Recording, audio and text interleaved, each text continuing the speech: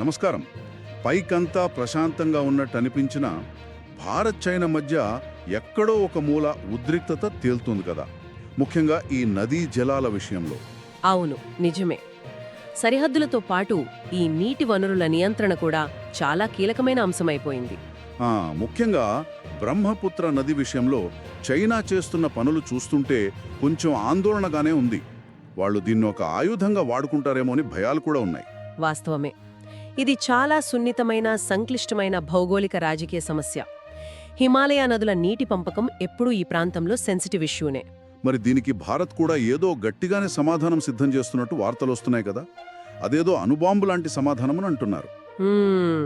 అణుబాంబు అని పోల్చడం కొంచెం అతిశయోక్తేమో కానీ భారత్ ప్రతిస్పందన చాలా బలంగా ఉంది. అదే అరుణాచల్ ప్రదేశ్లో దిబాంగ్ నదిపై నిర్మిస్తున్న మెగా డ్యామ్ ప్రాజెక్ట్. ఓహో, దిబాంగ్ డ్యామ్. సరే, ఈరోజు మనం దీని గురించి కొంచెం లోతుగా మాట్లాడుకుందాం. అసలు చైనా టిబెట్లో ఏం చేస్తోంది, దానికి భారత్ ఈ దిబాంగ్ డ్యామ్తో ఎలా స్పందిస్తోంది, దీని ప్రత్యేకతలేంటి, లాభాలు సవాళ్లు అన్నీ చూద్దాం. తప్పకుండా. ముందు చైనా వైపు నుంచి చూద్దాం. వాళ్ళు టిబెట్లో, అంటే మన అరుణాచల్ ప్రదేశ్ సరిహద్దుకు చాలా దగ్గరలో మెడాక్ అనే ప్రాంతంలో బ్రహ్మపుత్ర నదిపై ఒక భారీ జల విద్యుత్ ప్రాజెక్టును కడుతున్నారు. దీని గురించే కదా భారత్ ఇంకా బంగ్లాదేశ్ లాంటి కింద దేశాలు మొదట్నుంచి ఆందోళన పడుతున్నాయి, నీటి ప్రవాహం ఆగిపోతోందేమో అని. అవును, ఆ ఆందోళనలు కరెక్టే. నీటి ప్రవాహం తగ్గడం ఒక ఎత్తు అయితే, ఇంకో పెద్ద భయం ఉంది. అదే వాటర్ బాంబ్. వాటర్ బాంబ్ అంటే చైనా కావాలనే, ముఖ్యంగా వర్షాకాలంలో నదిలో నీరు ఎక్కువగా ఉన్నప్పుడు వాళ్ల డ్యాం నుంచి ఒక్కసారిగా భారీగా నీటిని వదిలేసి మన ఈశాన్య రాష్ట్రాల్లో, అటు బంగ్లాదేశ్లో కృత్రిమంగా వరదలు సృష్టించవచ్చనేది ఒక ఆరోపణ. అబ్బా, ఇది చాలా ప్రమాదకరంగా ఉంది. లేదా ఇంకోవైపు అవసరమైనప్పుడు నీళ్లు ఆపేసి నదిని ఎండగట్టే ప్రమాదం కూడా ఉందని అంటున్నారు. ఇలా రెండు రకాలుగా దీన్ని ఒక ఆయుధంగా వాడొచ్చని విశ్లేషకుల అనుమానం. మరి చైనా ఏమంటోంది? వాళ్ళ వాదనేంటి? వాళ్లేమో ఇది పర్యావరణానికి మంచి చేసే గ్రీన్ ఎనర్జీ ప్రాజెక్ట్ అని, కింద దేశాలకు ఏ నష్టమూ ఉండదని మామూలుగానే చెబుతున్నారు. వాళ్ల మాటలు ఎంతవరకు నమ్మచ్చంటారు, ముఖ్యంగా సరిహద్దుల్లో వాళ్ళు చేస్తున్న పనులు చూశాక? అదే అసలు సమస్య.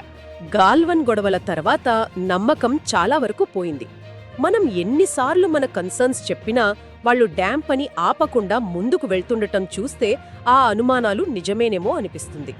సరే, మరి మన వైపు నుంచి, అంటే భారతదేశం నుంచి కేవలం మాటలతో కాకుండా అసలు యాక్షన్ ఏంటి? చైనాకు చెక్ పెట్టడానికి ఏం చేస్తున్నాం?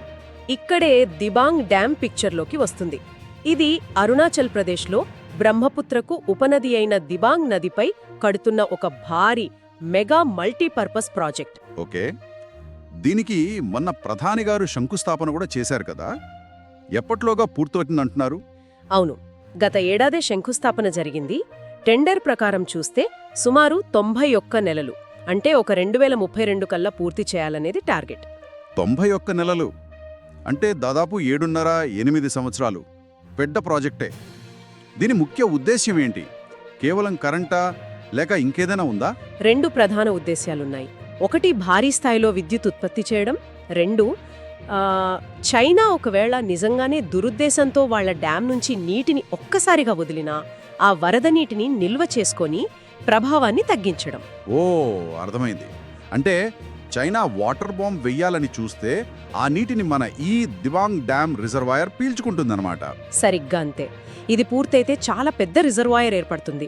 దాదాపు 278 మీటర్ల ఎత్తుతో మన దేశంలోనే అతి ఎత్తైన డ్యాంలలో ఒకటవుతుంది. ఈ భారీ రిజర్వాయర్ చైనా నుంచి అదనంగా వచ్చే నీటి ఉధృతిని తట్టుకొని దాని నెమ్మదిగా నియంత్రిత పద్ధతిలో కిందకు వదులుతుంది. అంటే ముఖ్యంగా అస్సోం లాంటి రాష్ట్రాలకి ఇది పెద్ద రిలీఫ్ అవుతుంది కదా. ప్రతి ఏటా వరదలతో సతమతమవుతారు వాళ్ళు. ఖచ్చితంగా. అస్సోం ఇంకా బ్రహ్మపుత్ర బేసిన్లోని ఇతర ప్రాంతాలకు వరదల నుంచి చాలా వరకు రక్షణ లభిస్తుంది. ఇది చైనాకు వ్యూహాత్మకంగా గట్టి కౌంటర్ కూడా. మరి విద్యుత్ ఉత్పత్తి అన్నారు కదా, ఎంత కరెంట్ వస్తుంది దీన్నుంచి? అంచనాల ప్రకారం సుమారు 11,223 మిలియన్ యూనిట్ల విద్యుత్ ఉత్పత్తి అవుతుంది. ఇది చాలా పెద్ద మొత్తం. అరుణాచల్ ప్రదేశ్, అస్సోం సహా ఈశాన్య రాష్ట్రాలకి ఇది బాగా ఉపయోగపడుతుంది. ఆ ప్రాంత అభివృద్ధికి ఊతమిస్తుంది. దీన్ని ఎన్హెచ్పిసి వాళ్ళు మల్టీపర్పస్గా డిజైన్ చేశారు. బావుంది. ఇన్ని ప్రయోజనాలున్నాయి సరే, మరి సవాళ్లు ఉండవా? ఇలాంటి పెద్ద ప్రాజెక్టులంటే సమస్యలు కూడా ఉంటాయి కదా? ఉంటాయి, ఖచ్చితంగా ఉంటాయి. ముఖ్యంగా స్థానిక ప్రజల సమస్యలు, పర్యావరణ సమస్యలు. అవును, ప్రాజెక్ట్ రిజర్వాయర్ వల్ల కొన్ని ప్రాంతాలు మునిగిపోతాయని విన్నాను. అందుకే అక్కడ వాళ్ళు వ్యతిరేకిస్తున్నారట కదా? నిజమే. ఇది ఏ పెద్ద డ్యాం కట్టినా వచ్చే సమస్యే. బ్యాక్ వాటర్ వల్ల అరుణాచల్ ప్రదేశ్లో కొన్ని గ్రామాలు, అడవులు ముంపుకు గురవుతాయి. అక్కడ గిరిజన ప్రజల జీవనాధారం, వాళ్ల సంస్కృతి దెబ్బతింటుంది. అందుకే వాళ్ల నుంచి వ్యతిరేకత ఉంది. మరి ప్రభుత్వమేమంటోంది? వాళ్లకు నష్టపరిహారం, పునరావాసం లాంటివి? ప్రభుత్వమైతే అందరికీ సరైన ప్యాకేజీలు ఇస్తామని, పునరావాసం కల్పిస్తామని హామీ ఇస్తోంది. కానీ గత అనుభవాలు చూస్తే ఈ హామీలు ఎంతవరకు అమలవుతాయో చూడాలి. స్థానిక ప్రజల నమ్మకాన్ని గెలుచుకోవడం ప్రభుత్వానికి పెద్ద టాస్క్. అది నిజమే. స్థానిక ప్రజల సమస్యలతో పాటు పర్యావరణం సంగతేంటి? హిమాలయాలు చాలా సున్నితమైన ప్రాంతం కదా? అవును, ఇది చాలా కీలకమైన అంశం. భూకంపాలొచ్చే ప్రమాదమున్న ప్రాంతమది. భారీ రిజర్వాయర్ల వల్ల భూకంపాలు ప్రేరేపితమవుతాయని సిద్ధాంతాలు కూడా ఉన్నాయి. రిజర్వాయర్ ఇండ్యూస్డ్ సిస్మిసిటీ అంటారు. ఓ, ఇంకా అడవుల నరికివేత, జీవ వైవిధ్యం నాశనం, నదీ ప్రవాహంలో మార్పులు, ఇలా చాలా పర్యావరణ ప్రభావాలు ఉంటాయి. వీటిని ఎంతవరకు అంచనా వేసి తగ్గించడానికి చర్యలు తీసుకుంటారనేది ముఖ్యం. అంటే ఒకవైపు దేశ భద్రత, అభివృద్ధి, మరోవైపు స్థానిక ప్రజల బతుకులు, పర్యావరణం. వీటి మధ్య బ్యాలెన్స్ సాధించడం చాలా కష్టం. చాలా కష్టం, కానీ తప్పదు. ఇక దౌత్యపరంగా చూస్తే ఈ దిబాంగ్ ప్రాజెక్ట్ మన చైనా సంబంధాలపై ఎలాంటి ప్రభావం చూపుతుందంటారు? ఇది భారత్ వైఖరిలో వచ్చిన మార్పును సూచిస్తోంది. ఇన్నాళ్లు మనం డిఫెన్సివ్గా ఉండేవాళ్లం. ఇప్పుడు చైనా చర్యలకు దీటుగా మన ప్రయోజనాలను కాపాడుకోవడానికి ఇలాంటి పెద్ద ప్రాజెక్టులు చేపడుతున్నాం. ఇది చర్చల్లో మన బలాన్ని పెంచుతుంది. అయితే ఈ మధ్య మళ్లీ కొంచెం సంబంధాలు మెరుగుపడే సూచనలు కనిపిస్తున్నాయి కదా? బహుశా చర్చల ద్వారా ఏమైనా పరిష్కారం దొరుకుతుందా? నీటి సమాచారం పంచుకోవడం లాంటివి. ఆసైతే ఉంది. నిజానికి రెండు దేశాలు సహకరించుకుంటే, డేటా పంచుకుంటే అందరికీ మంచిదే. బంగ్లాదేశ్ కూడా మేలు జరుగుతుంది. కానీ ప్రస్తుత పరిస్థితుల్లో అంత నమ్మకం, సహకారం వస్తాయా అనేది ప్రశ్నే.